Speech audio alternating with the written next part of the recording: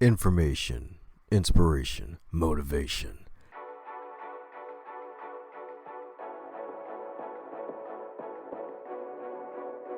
You are now listening to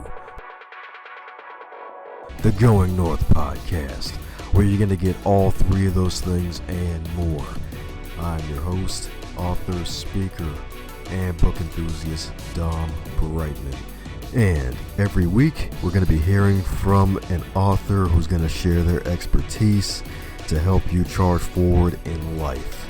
Now, let's get on with the show.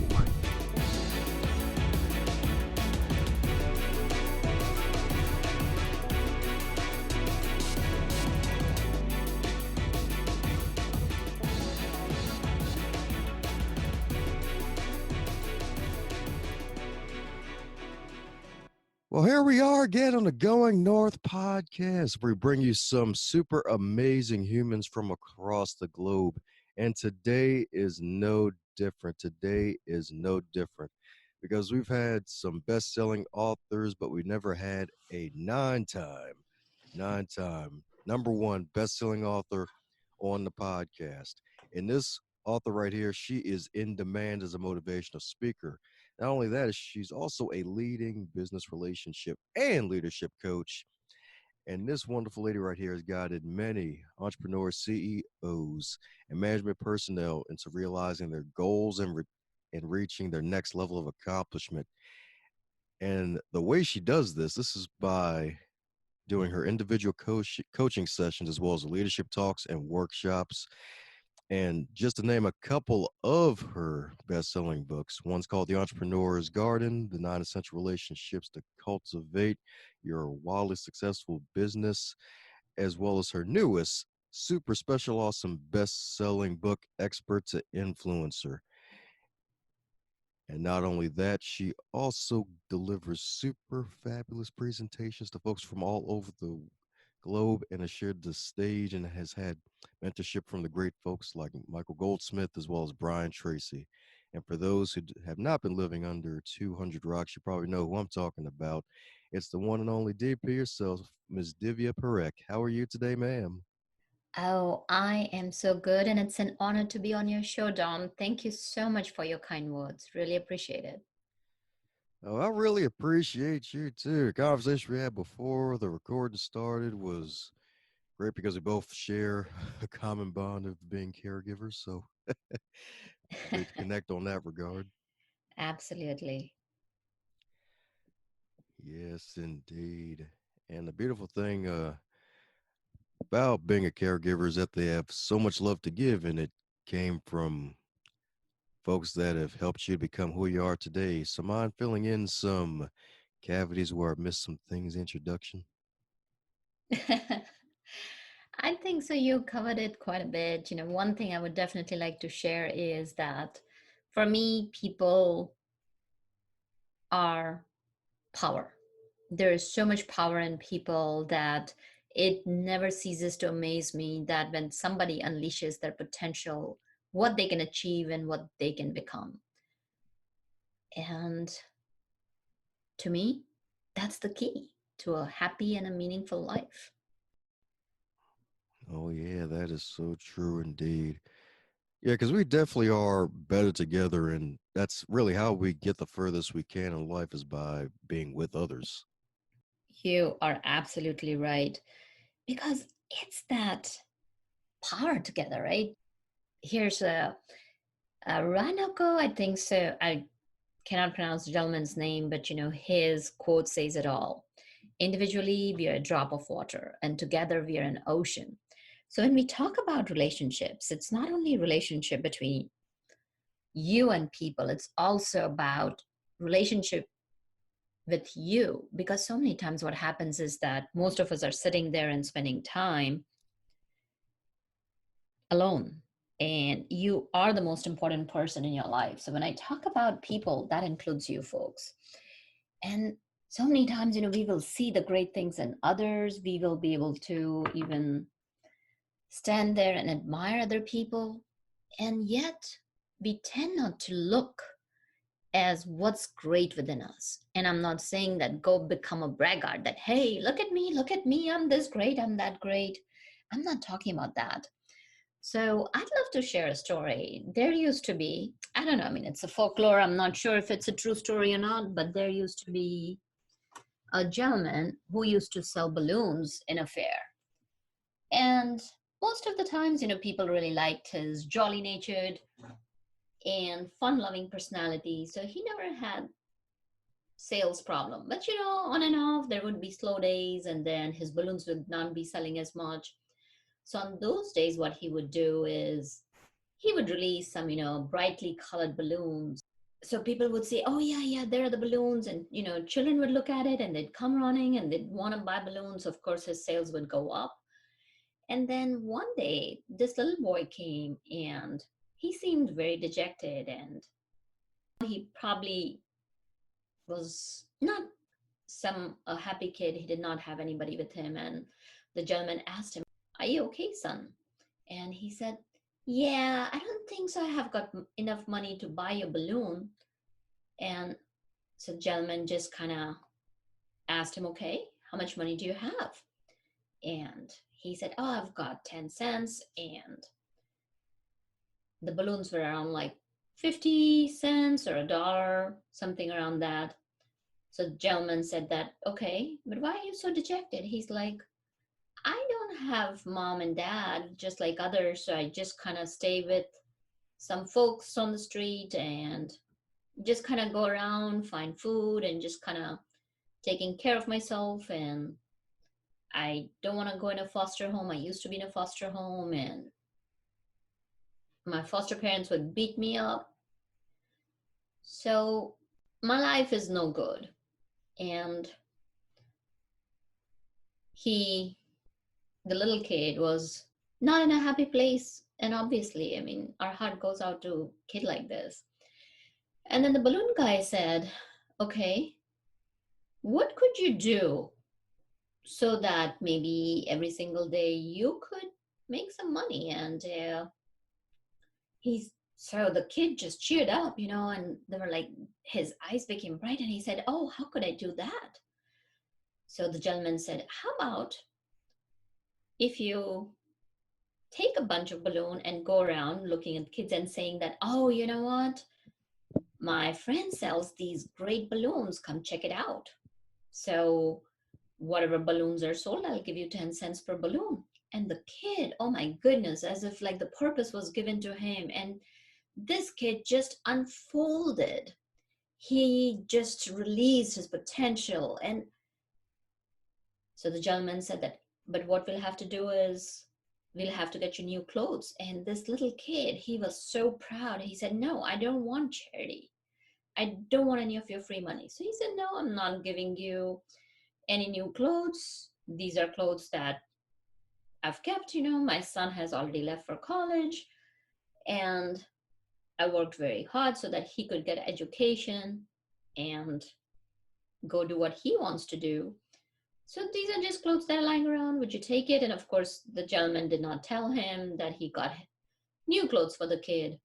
And what he did was, he just bought new clothes and washed it and kind of rumpled it up so the kid would not feel that he was getting new clothes. So that, here's the kid in new clothes, a decent pair of shoes.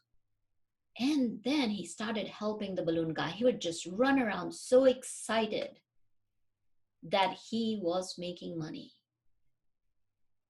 And folks, the balloons guy's business tripled because the kid just knew what the other kids wanted because he himself was a kid. So going back to what I want to share about the moral of this story is that it's not what's outside. It's not the color of the balloons. It's not how many balloons you're doing, having in your hand, or it's not what you're going about, but it's what's inside. And similarly, so when we talked about building relationship with other people, it's about first, it begins with building relationship with yourself, finding that goodness within you and letting it shine. And when you let it shine, you're helping others because when you let your influence build, when you let your potential come out, what's happening is you're building your influence. And as you build your influence, you're impacting others. So that's what this story represents. Here was a kid completely out of focus and not knowing anything. And he connected with this balloon guy. And this is just a tale, folks. I don't know if it's real or not.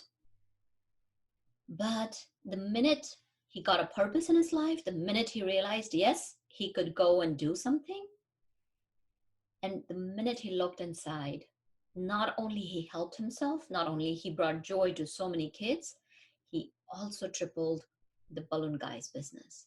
And that's what I'm talking about when I talk about relationship, letting your own potential unfold, as well as seeing the potential in others and helping them unlock their own potential. So that way we are able to help each other. And think about it, just doing one good or two good or doing two to three kind acts doesn't cut it, folks. It just doesn't cut it in today's day and age of negativity.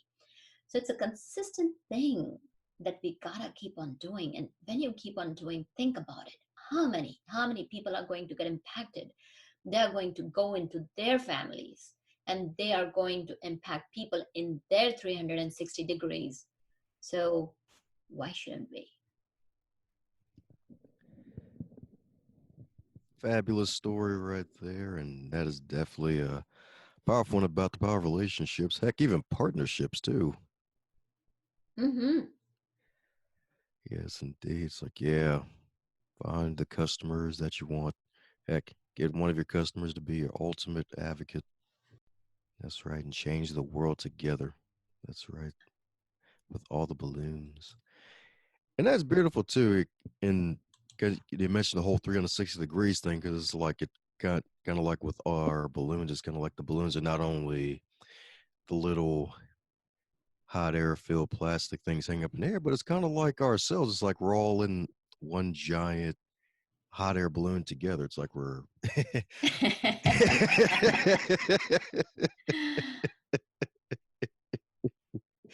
yeah, I'm not saying kids should like grab us and try to make us fly like kites, but it's just really good because we're like better together with the colors and just helping other folks smile and become better themselves. Mm-hmm. You said it. Yes, indeed.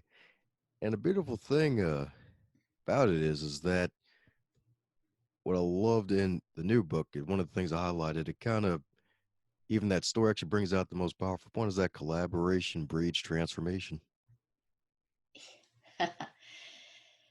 Dom, you said it. Collaboration breeds transformation. Absolutely. And folks, as we talk about these relationships, that's where I always say that. Think about it. If you were to think of your potential, it's the seed, and you gotta nurture it.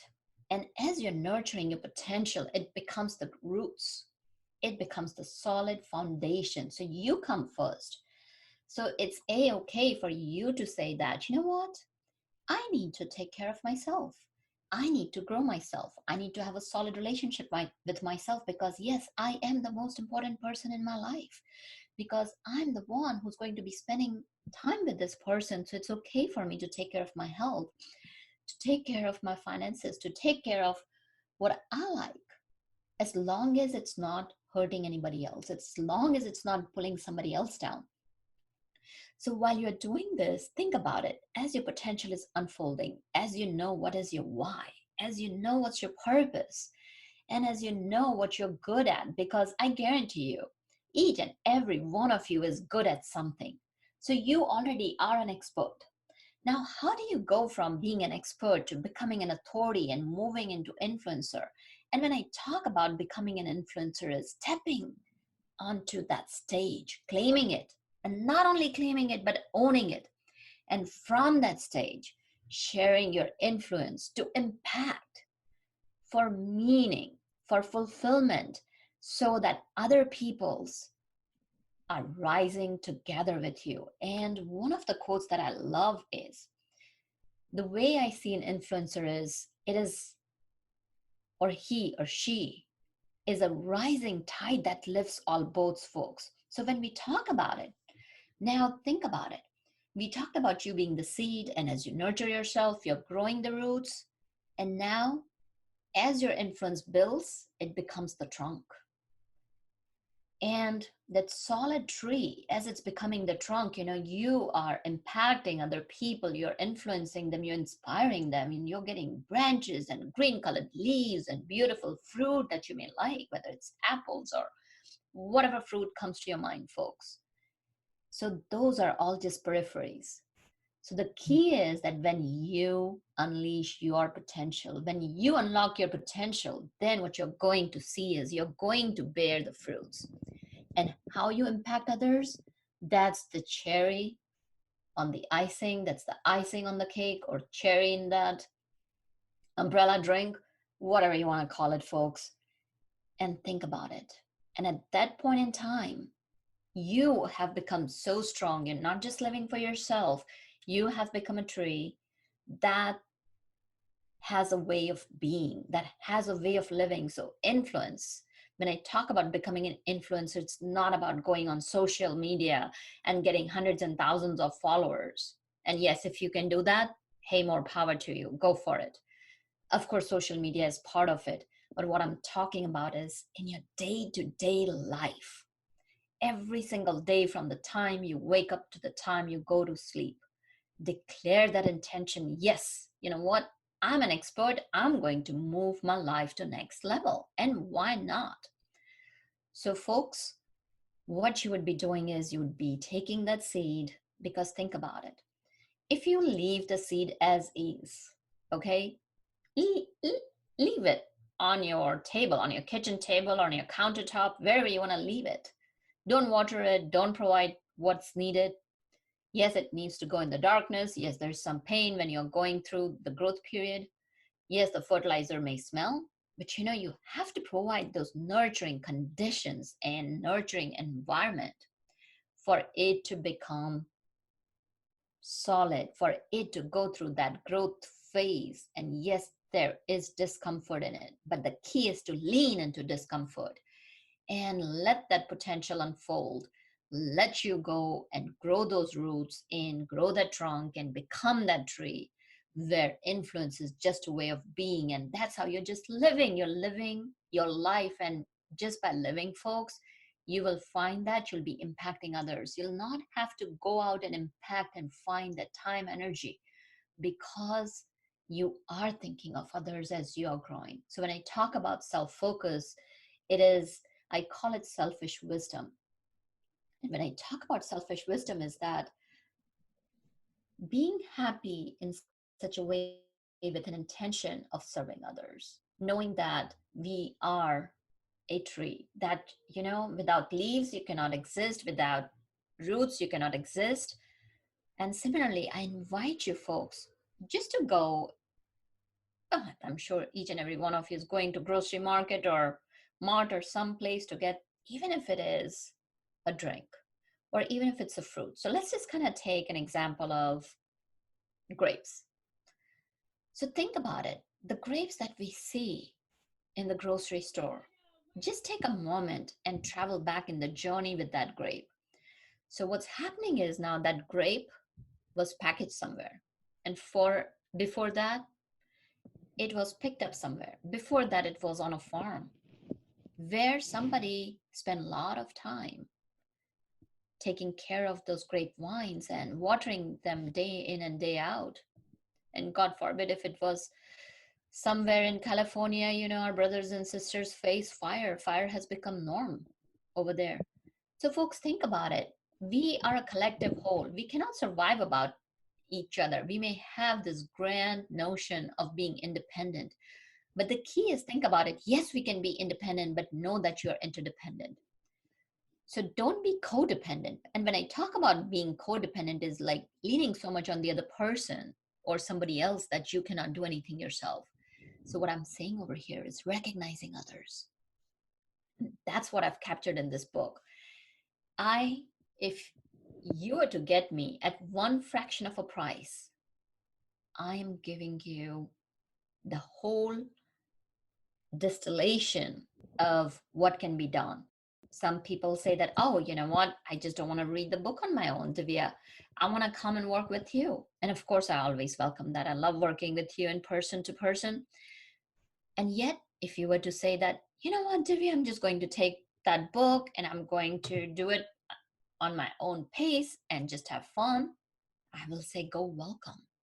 Go do that, but do something. So that book gives you step by step how to go from being an expert to authority to becoming an influencer, regardless who you are.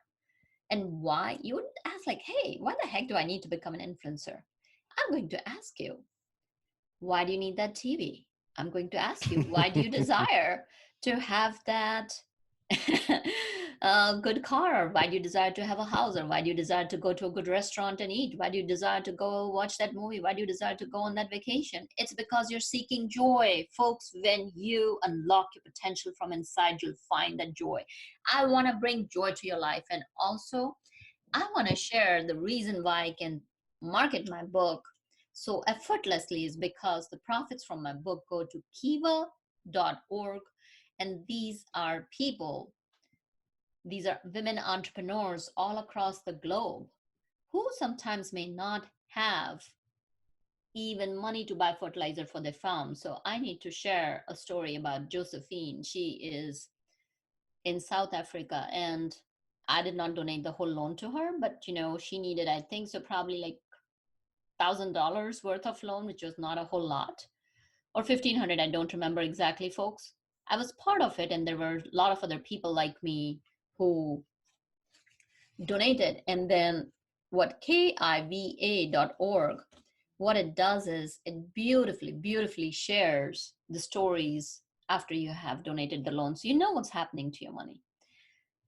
And this sweet lady was able to buy good fertilizer and good food for her cow. So she started feeding her cow well. And with that, she started getting better fertilizer. Her kids started getting milk.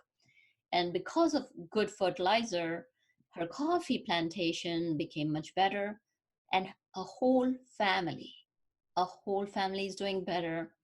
Now her kids are going to better school and they're all in a much better place, folks. So think about it. Sometimes, like my book moves between 99 to 2.99 on Kindle. Sometimes it's even less than a cup of coffee that you'd get in Starbucks. So not only you're getting the knowledge and wisdom for yourself, but what's happening is that the whole movement is buy a book, build a business. You're helping somebody in their business. So go figure.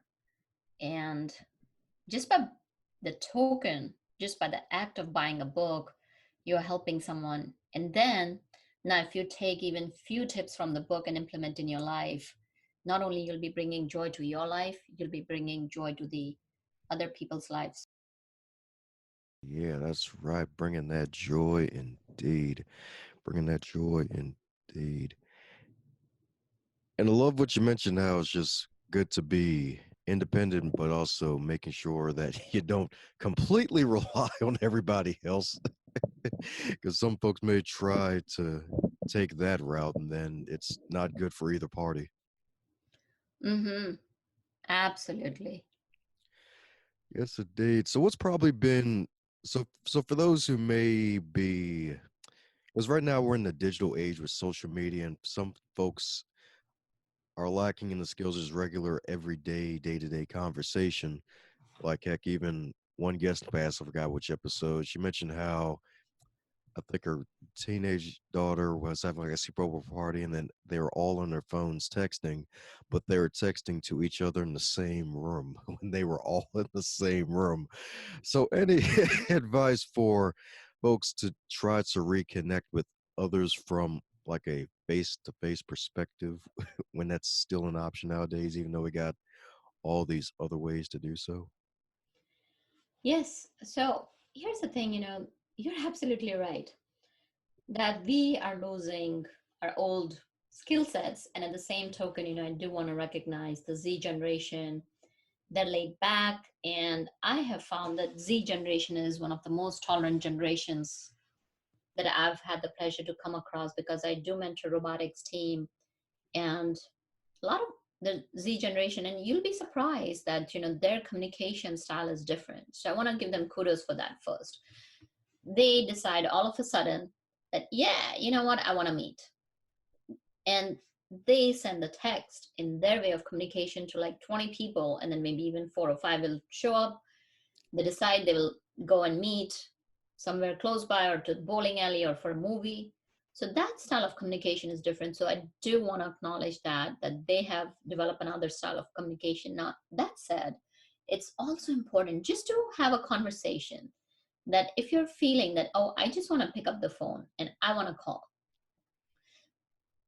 oh, I just want to do a text only. So just I would recommend that, okay, if you're just texting, talk to your friends first, otherwise they may think that you're strange, and just say, hey, you know what if we just kind of talked even once a week, so that when we go to work, because folks, you forget that the workplace, yes, the baby boomers are moving out, but there are still a lot of X generation, and X generation has been impacted by baby boomers, and X generation is impacting a lot of millennials.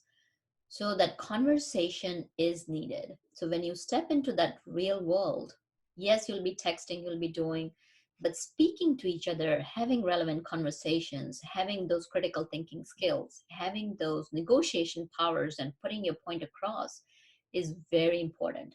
And another thing, another way of going about it is even maybe joining a debate team, whether you're in high school or whether you are in college, or joining some art, drama, or something like that. Joining something that's in team, whether it's sports, or whether it is science olympiad, or whether it is arts group or drama project, because what happens is that when you become part of a group or part of a team, you will be speaking to each other, whether it's through phone, and you will be meeting in person. And that's really one of the good ways to develop that skill, especially in youngsters and even for adults. Like, let's say if you are a millennial and you're not used to speaking a lot, just join some meetup group for a hobby that you like, or you could even join some Toastmasters or some public speaking group, or like, going to community college where the course is not very expensive, and going into a community, because when you hear other people's perspectives, there's nothing like it. Amen to that. Amen to that. That's right, because we're always better together, indeed. And that's real solid advice, too. I think that might be the thing that folks need is to broadly better their teamwork skills is to join an actual group setting where you're actually like a team where you have to communicate face to face. So definitely great stuff right there. Absolutely, especially a group which has a common goal, right? And you are enjoying it. Let's say if you like giving back, join something, even a committee that is doing a marathon for multiple sclerosis, or for heart race, or for women's month, or for, there's so many different causes. So bringing yourself and supporting that cause and joining that group, so it all depends, folks, what you like to do, but joining a group that has the same interest as yours, and you'll find that you'll be going through different stages of relationships, where you'll find that there will be connections that will be budding into solid relationships, that will go into friendships that will last for the rest of your life, because now you already have common interest, and you don't have to go find somewhere, oh, whether that person is going to have the same interest or not. But when you are sharing passion for a same cause, it makes it so much easier and cuts all that noise, or cuts all that upfront road, so to speak. Oh, yeah, that's right. And that's probably what led you to becoming a successful author, too, because you and I both know it takes a team to put a book together. Oh man, let it know 9 bestsellers too. Oh, thank you.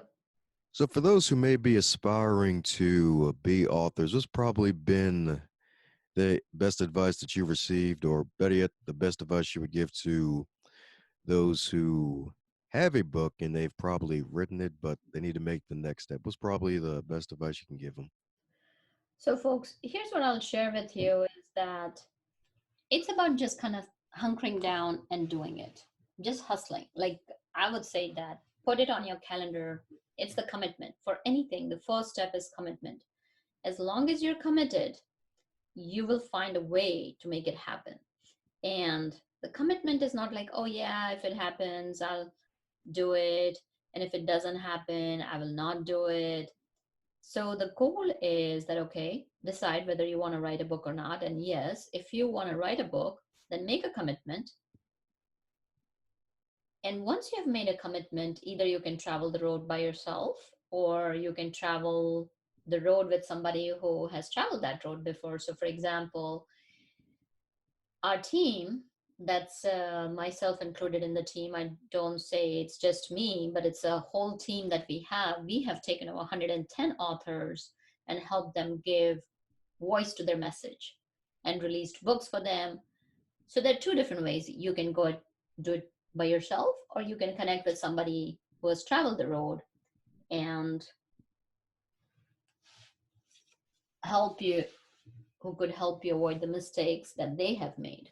I mean, and let me tell you, there's still mistakes that are going to happen.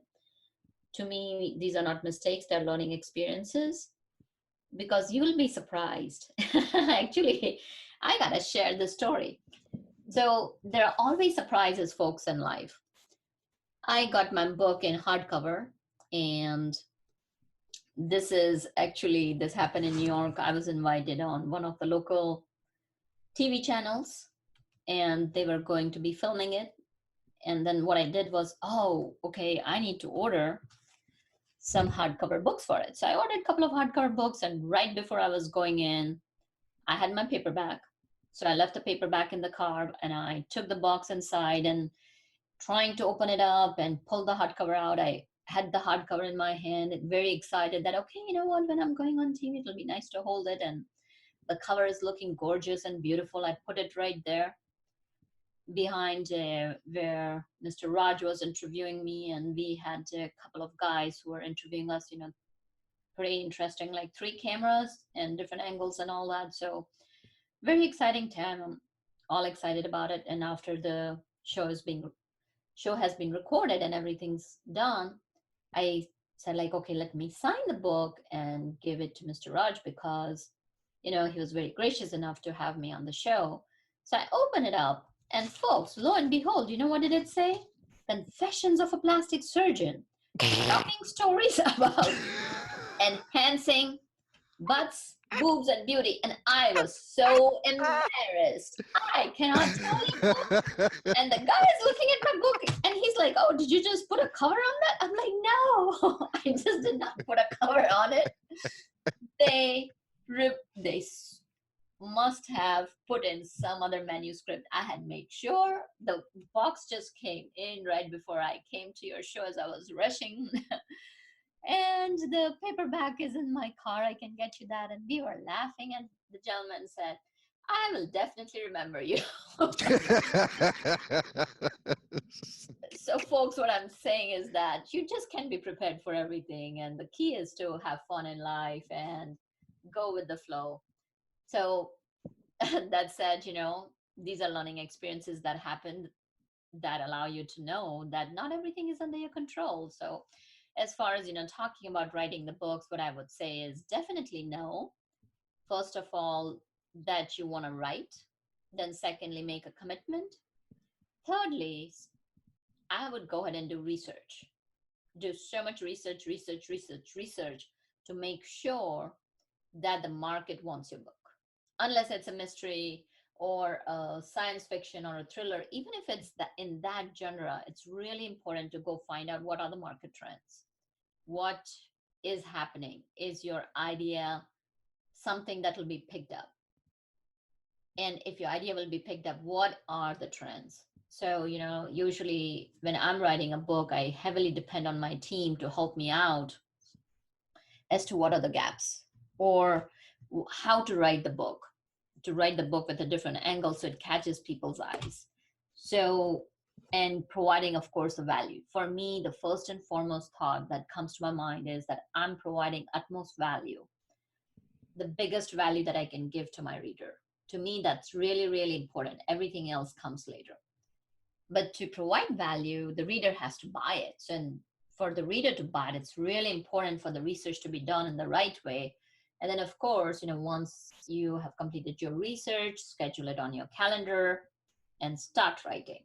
And once you have done the writing, then of course you got to decide whether you want to go the traditional publishing way, where you go to a publishing house and give them a proposal, give them your manuscript. And of course, before the manuscript is complete, you got to make sure that you have edited the manuscript at least a couple of times before you send it off to the editor. And the editor has to be the right editor for you, somebody who has edited books in your genre and knows what they're looking for. And like, whether they're looking for contextual meaning, for the flow, if the idea is flowing well, if the transition between one paragraph to another is well, the transition between one chapter to another, the whole book, how it flows out, how it's mapped out, is it making sense, it's not making sense. And there's so many little details that had to cover everything here, I see what you did there. Hard to cover. Dom. Gotta love hardcover, especially with plastic surgery. Oh yeah, I'll never forget. It's I was embarrassed, but I gotta say that's one of the best bloopers I have in my life. Such a fun story to share. Oh yes, indeed. Heck yeah, I definitely love that one.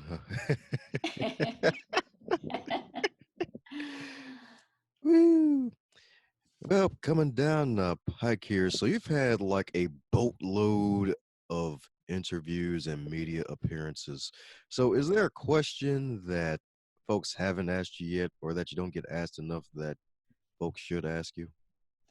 Oh, that's a great question.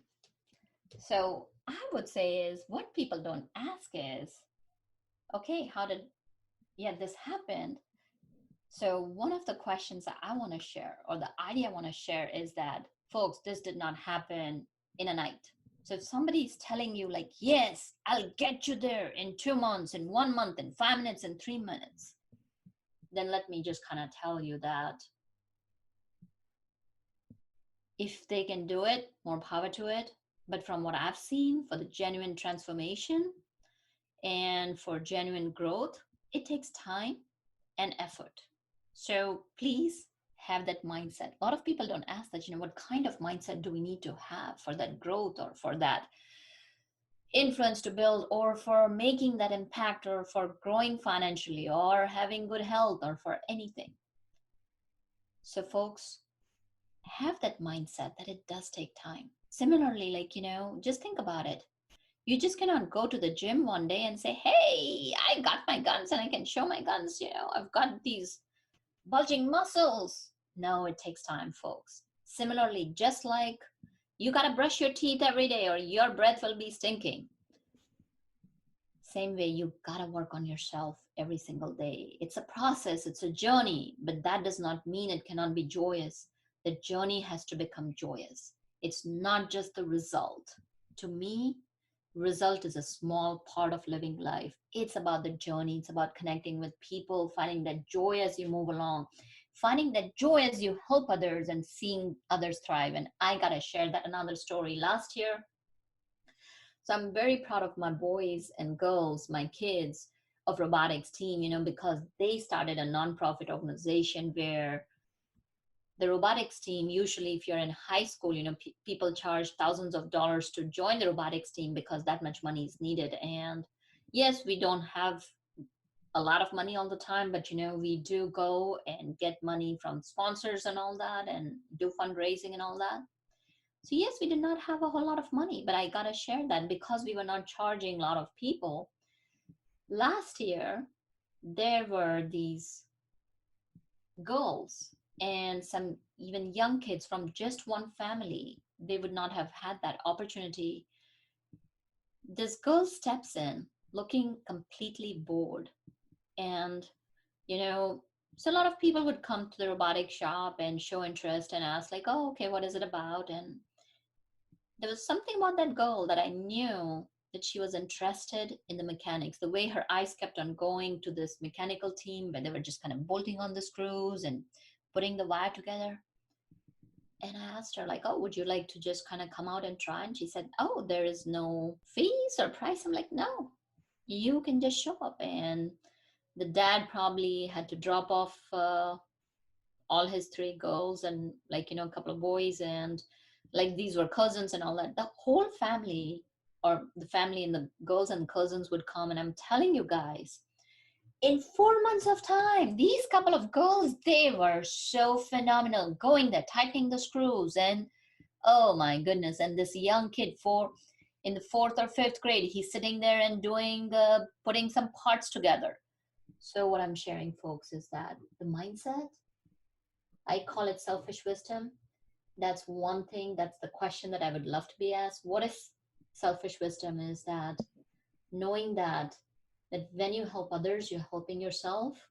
When you help yourself, you're helping others. So knowing about that equation, that you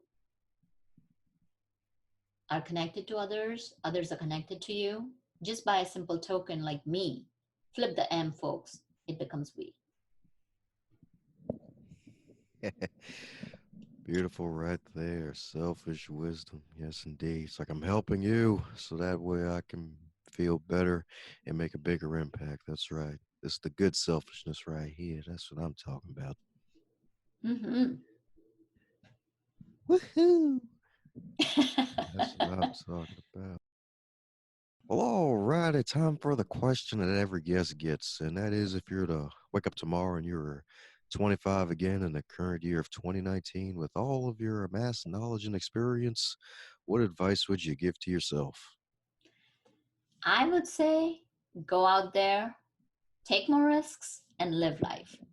Don't get caught in the minutiae where you are in the rat race. And when I talk about rat race, it's not just about having more money or being better than somebody else. When I talk about the rat races, all the societal expectations of being successful, that to be successful you gotta have this level of job, to be successful you gotta be this, to be successful you gotta be this, or you gotta look this way, or you gotta feel this way, or you gotta behave this way. Find yourself, find your passion. And probably I was in the corporate world for quite some time.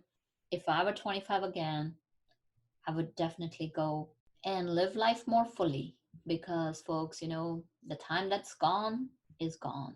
So one thing I would say is just live your life to the fullest. Woohoo! That's what I'm talking about. Live life to the fullest. That's right. Fuller than a stuffed turkey, even.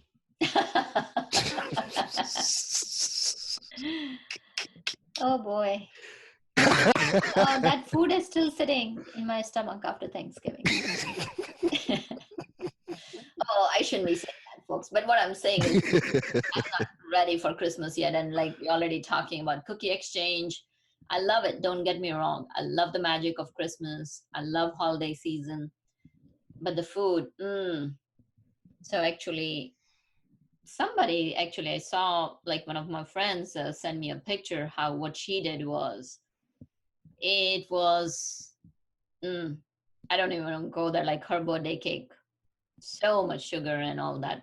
Don't get me wrong, sugar is great, but all that food, it's like probably mixing. This year I'm going to make an effort to make some more healthy stuff with some traditional stuff. So we'll see how that goes. It'll go north, don't worry.